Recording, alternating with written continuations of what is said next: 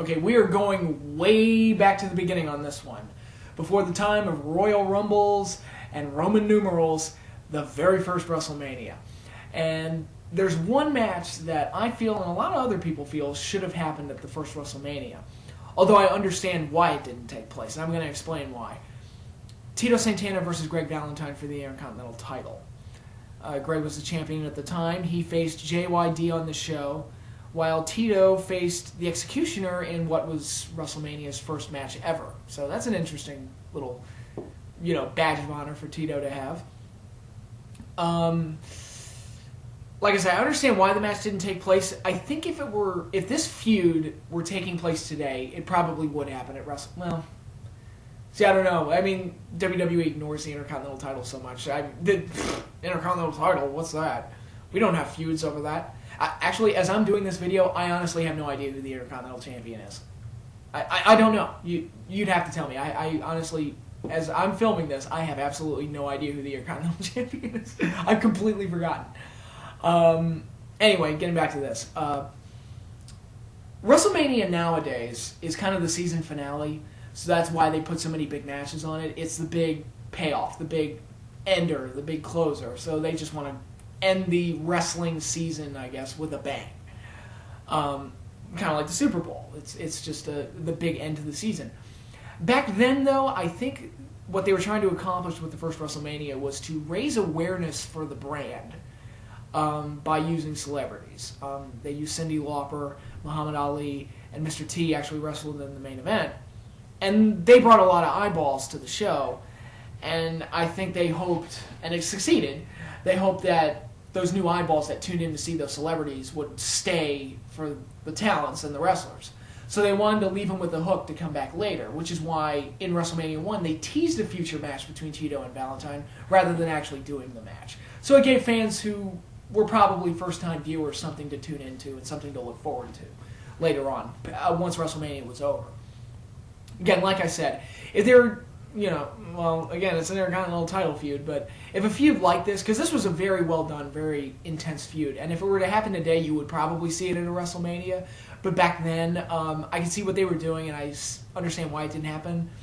But Tito and Greg, their matches were so damn good, and they had such a great rivalry that it would have been really cool to see this Hall of Fame, two Hall of Famers are in it, a Hall of Fame caliber match at the very first WrestleMania, and I think that just would have been something neat to have, but didn't happen. I understand why, but that's the way it is.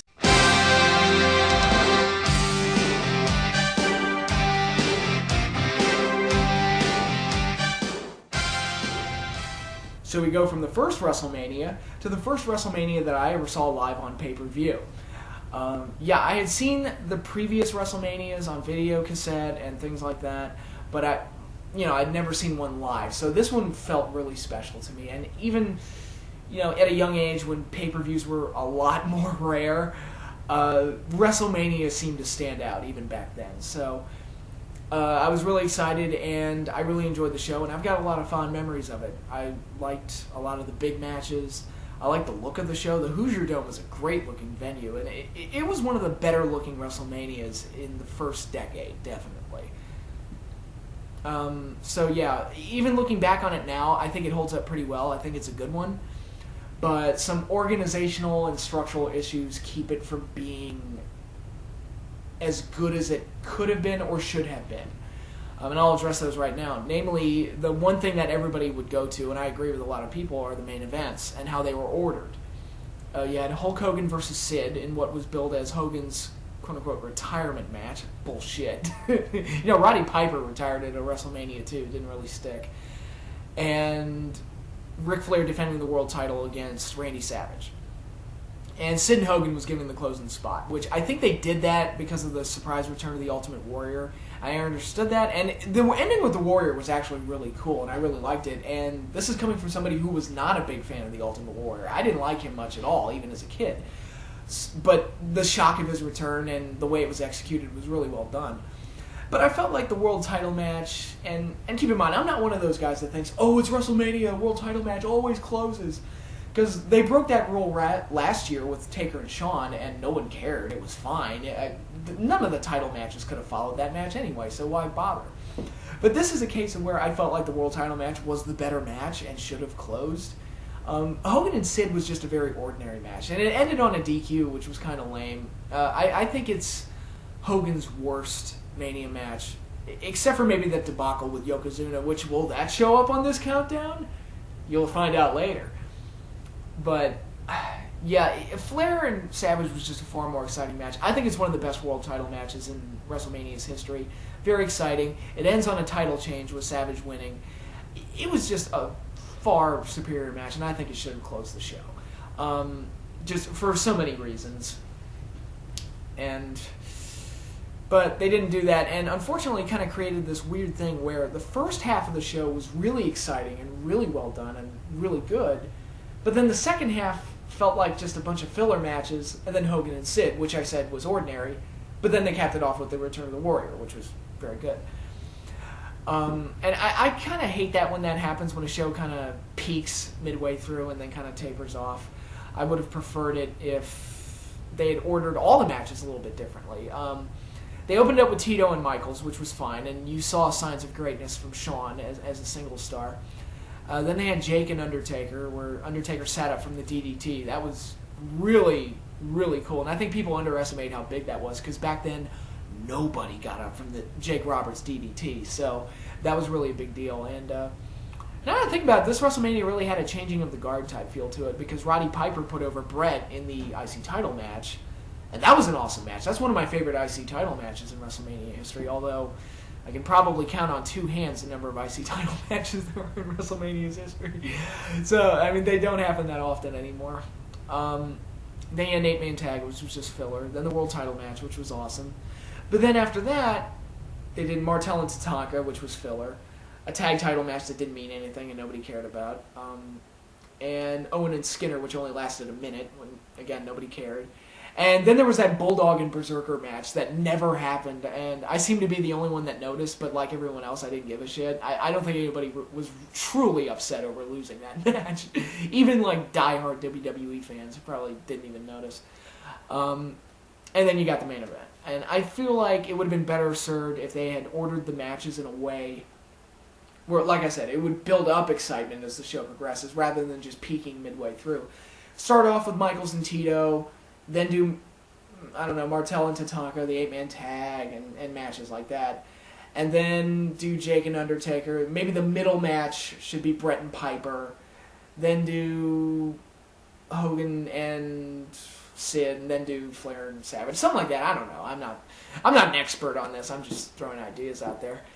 And I just think that would have been a better way to present the show than the way they did. Now, I know some people thought that the main event of this WrestleMania should have been Hogan and Flair, and some people think that that's like the big gem that never happened at WrestleMania, that should have. Personally, speaking as someone who watched Hulk Hogan and Ric Flair wrestle each other 947 bazillion times in WCW, I'm really not unhappy that match didn't happen at WrestleMania 8. Oh my God.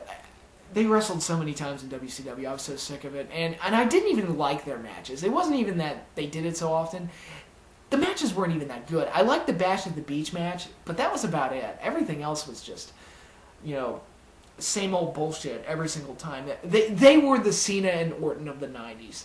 They justified it by saying, oh, but they're the two biggest stars. But yeah, the matches suck, and it's happened so often that I don't give a shit. So who cares? I knew WCW was in deep shit when, in early '99, their pay-per-view main events were still Hogan and Flair for the title. It was just, oh my God. I was sitting there thinking, no mas, no me gusta. Please stop this awful series of matches. It was terrible. So, yeah, it didn't happen at WrestleMania. I don't care. That's just me. Again, a lot of that is hindsight. Maybe in '92 I would have liked to have seen it, but I saw it once in '94 and it was fine, and then I saw it about 100 times more and I hated it, so there you go. So yeah, that's my take on WrestleMania 8. Little restructuring and reordering of the matches, and I think you have a much better show. Okay, wrestling talk is done for the week. If you don't want to hear me talk football, then it's time to tune out. But Super Bowl Sunday is tomorrow, and I just gotta talk about it because I fucking love the Super Bowl. God, I love the NFL. I love football.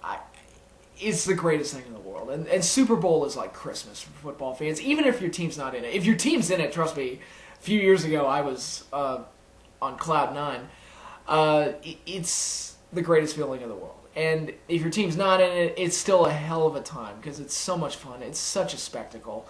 And it's just great to watch. And I look forward to it every year. It's just a joy and it's a blast. We got the Green Bay Packers for the NFC taking on the Pittsburgh Steelers of the AFC.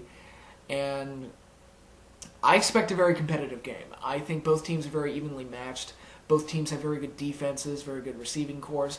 Maybe Steelers got a little bit better defense. Maybe Green Bay has a slightly better receiving core. But overall, I think they're very evenly matched. I think both quarterbacks are very, very good at extending plays, and they really know how to move around the backfield and buy time for their receivers to get open. So that could lead to a lot of excitement, especially up against those two strong defenses. It's really going to be interesting to see how one team takes over the other. I do think the Steelers have a slightly better running game. Well, not slightly, a lot better running game. That's the one true advantage I see, but will that matter against Green Bay's defense? We'll just have to wait and see.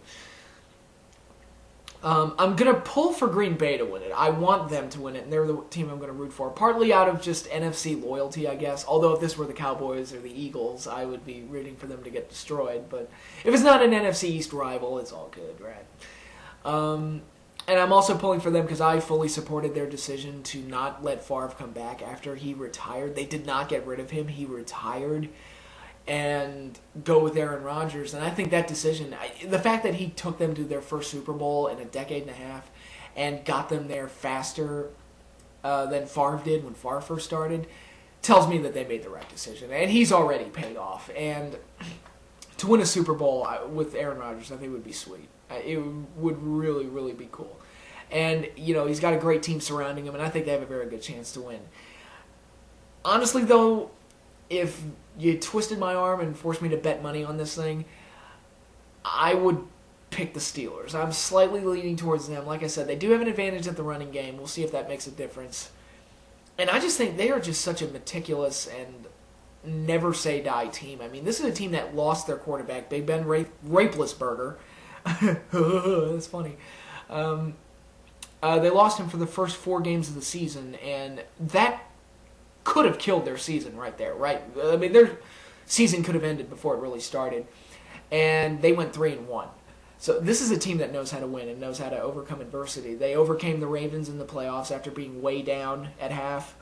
And even in the Jets, they almost fell into that trap themselves where they had a big lead over the Jets, almost blew it, but then when Big Ben needs to make a play, he makes a play. So I just see them, they just like I said, they're just a well-coached, well-structured team that knows how to win and knows how to overcome adversity. And Green Bay could probably do it too. I mean, like I'm saying, this game could go either way. I'm just seeing the Steelers just have that, Irish luck to them, I guess, is the word I'm looking for. And we'll see what happens. I'm still pulling for Green Bay. I hope they win. Good luck to the fans of both teams. Like I said, it is very exciting to have your team in the Super Bowl. So if you're a Green Bay fan or you're a Steelers fan, soak it in. It is a lot of fun, and it is very cool. And even if you lose, your team's the second best team in the league. And, nobody likes a silver medal, but, just getting there is actually pretty cool. As long as you don't get killed. I remember when the Ravens killed us. That wasn't fun at all. But yeah, for those of you football fans who will be tuning into the Super Bowl, enjoy, have a great time, eat lots of food, drink lots of beer. I'm going to be hungover like a motherfucker Monday morning. Too bad. And if you don't like football, but you're going to watch the Super Bowl anyway, have fun watching the commercials. A lot of people seem to enjoy doing that.